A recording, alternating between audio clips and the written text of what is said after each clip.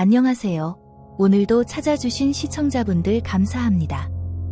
하임 공포라디오는 최대한 매일 저녁 시간에 업로드될 예정이며 구독은 요구하지 않지만 구걸합니다.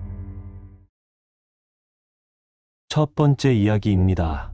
짧은 경험담입니다. 제가 고1 때였어요. 저희 학교 2학년 언니 한 명이 본인의 집 옥상에서 뛰어내려 자살을 한 사건이 있었습니다. 그 이후부터 많은 사람들이 겪은 일이에요. 학교 별관 쪽 화장실에 처음 보는 여자애가 자꾸 나타나기 시작했어요. 처음엔 애들이 괜히 겁주려고 장난치는 줄만 알았습니다. 그러다 경비 아저씨가 갑자기 일을 그만두셨습니다. 경비 아저씨는 그만두기 전날 야간 자율학습이 끝나고 학생들이 모두 집으로 귀가한 뒤 문단속을 위해 각 층마다 다 돌아다니며 창문이랑 문이랑 확인하려고 다니시고 있었대요. 그러다 1층 창문이 열려있기에 닫으려고 하는데 한 여학생이 창밖으로 지나가더랍니다. 아저씨를 쓱 보더니요. 그래서 아저씨가 여기서 뭐하냐며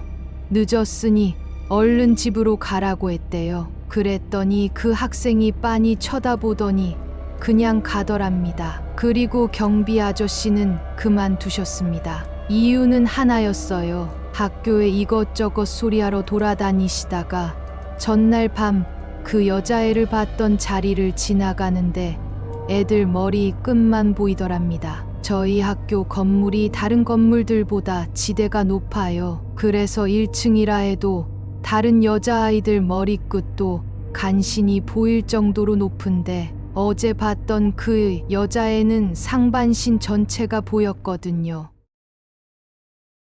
두 번째 이야기입니다. 나는 지금 꿈을 꾸고 있다. 난 방에서 컴퓨터를 하고 있었고 부모님들은 안방에서 TV를 보고 계셨다.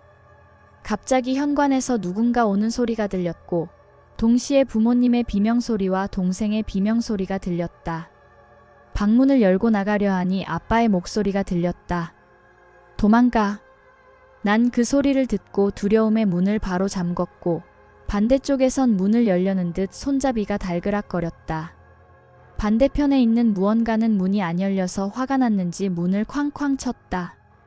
난 창문으로 맨발로 나가서 길거리의 사람들에게 도움을 요청하려 했지만 동네는 내 숨쉬는 소리 제외하곤 아무 소리도 안 들릴 정도로 조용했다.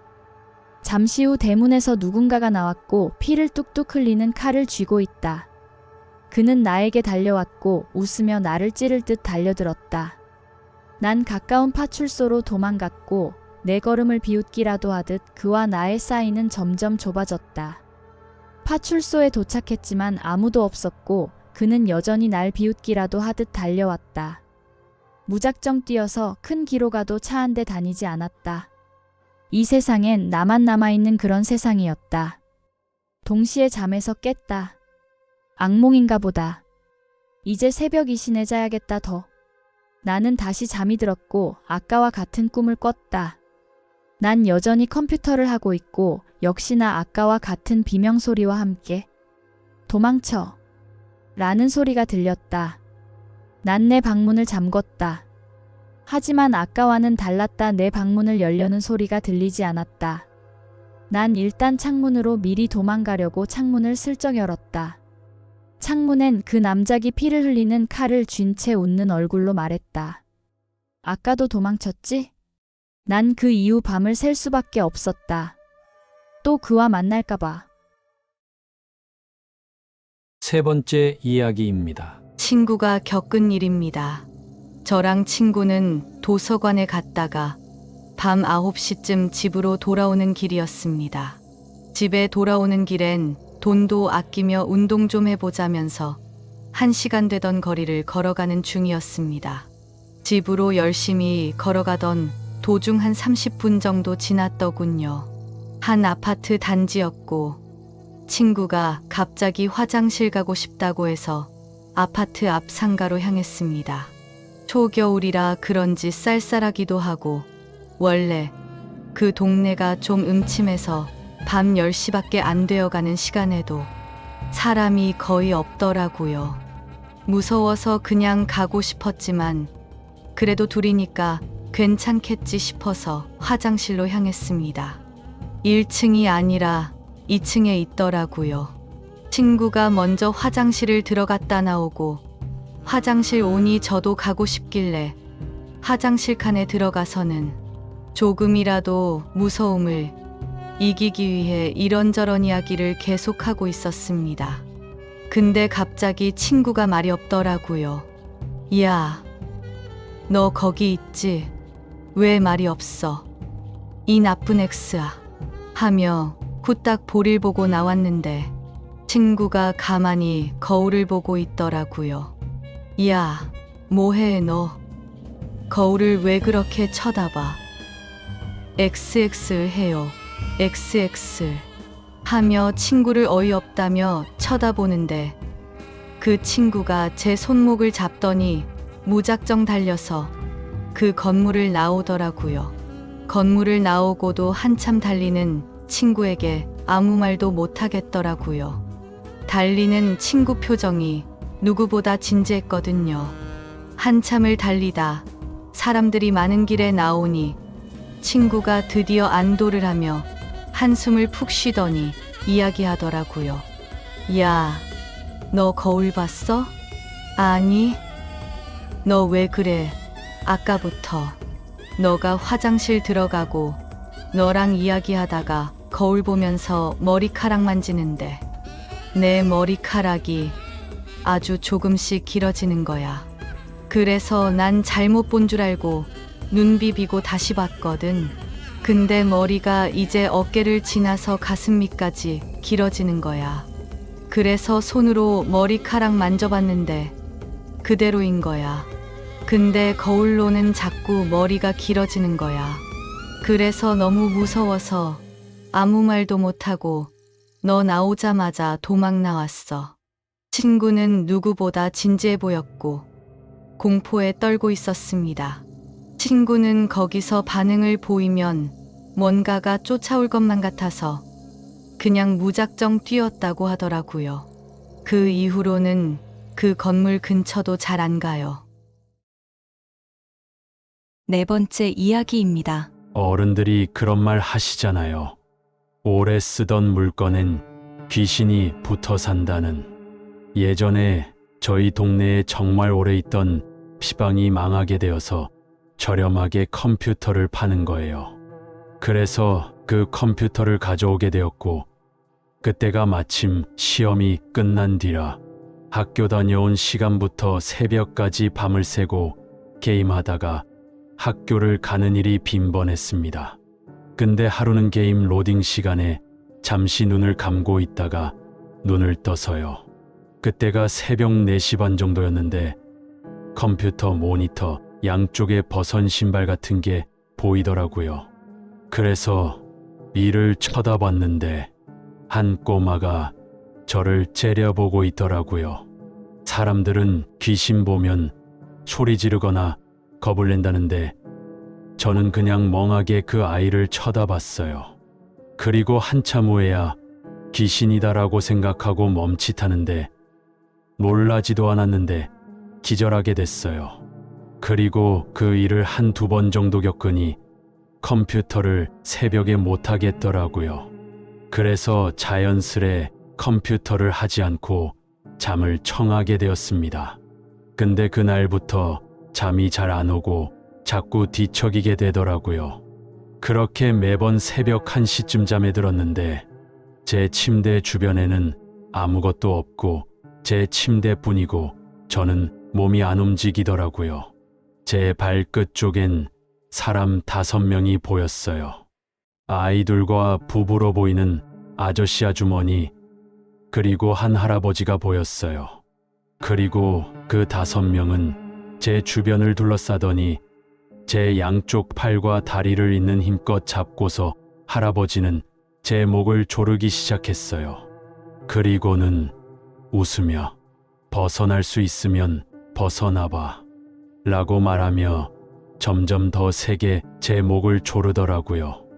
부리치고 싶어도 4명이 제 팔과 다리를 잡고 있었고 아이들이 잡은 곳도 일반 아이들의 힘이 아니었습니다. 그러다 방에 어머니가 들어오는 게 보이고 전 잠에서 깨어날 수 있었어요. 가위가 눌린 거였겠죠. 다시 정신을 차리고 학교를 가기 위해 씻으러 화장실을 갔는데 제 목에 빨간 자국이 보이더라고요. 손목과 발목에도요. 그리고 그 꿈을 몇 번 꾸다가 도저히 미칠 것 같길래 결국 할머니가 주무시는 방으로 조용히 들어가 함께 잠을 잤습니다. 그 다음 날도 할머니와 함께 잠을 잤는데 어느 날 아침 아버지가 너 요새 너무 심한 거 아니냐? 요 며칠 너무 컴퓨터만 붙잡고 있는 거 아니냐? 아무리 시험이 끝났더라도 말야 라며 말씀하시더라고요. 요 며칠이라니 컴퓨터를 킨 적도 없는 저한텐 당연히 의문이 드는 말씀이더라고요. 아버지 말씀으로는 요 며칠 화장실을 가시다가 보면 새벽까지 컴퓨터하고 있는 제가 있더랍니다. 불러도 대답도 안 하고 인기척에도 뒤도 안 돌아보더래요. 그래서 요즘 스트레스 받아서 저러나 싶었답니다. 저는 그 이후 컴퓨터를 버려야 했지만 사실 고등학생 용돈으로 겨우 샀던 거라 아까워서 다른 사람한테 팔았어요. 그분께 이 이야기를 말씀드렸지만 괜찮다 하시며 사가셨는데 그 이후엔 혹시해서 연락드렸는데 그 이후 연락이 안 되시네요. 도대체 무엇 때문일까요? 5번째 이야기입니다. 10년 전쯤 실제로 있었던 이야기입니다. 무서운 것을 좋아하는 저와 친구 4명은 어느 심령 스팟이라고 알려진 터널 구간에 시험 삼아 가게 되었습니다. 제가 차를 운전해서 그 터널 앞까지 갔습니다. 언뜻 보기로는 아무런 특이한 점 없는 터널이었지만 안에 들어가서 터널의 정확히 한가운데에 차를 세웠습니다. 그리고 잠시 후 도와주세요 하고 터널 저 뒤편에서 큰 소리로 외치는 사람 목소리가 들려왔어요. 뒤를 돌아보니 피투성이의 전라 상태인 작은 여자아이가 살려주세요 하며 이쪽으로 달려오는 것이 보였습니다. 사람은 아닌 것 같았습니다. 외형도 외형이지만 이 시간에 저런 어린아이가 피를 흘리며 있을 수 없잖아요. 과연 심령 스팟이구나 하며 겁도 없이 호기심에 두근거리는 마음을 부여잡고 기다려보았습니다. 잠시 후 살려주세요 하고 방금 전에 여자아이가 눈앞으로 다가와 차 문을 필사적으로 두드리고 있었습니다. 어린 여자아이가 전라의 상태로 피를 흘리며 차 문을 두드리는 그 섬뜩한 광경에 우리는 너무 놀랐고 저는 그대로 악셀을 밟아 여자아이를 부리치고 터널 출구로 빠져나왔습니다. 그때였습니다. 한 남자가 서 있더라고요. 그 남자는 길 한가운데 서서는 팔을 대자로 벌리고 서서 저희들의 차를 세웠습니다. 무슨 일이십니까? 하고 묻자 남자는 혹시 터널에서 여자아이를 보셨습니까? 하고 묻더군요. 그래서 이 사람도 귀신을 본 건가 싶어서 네, 비투성이에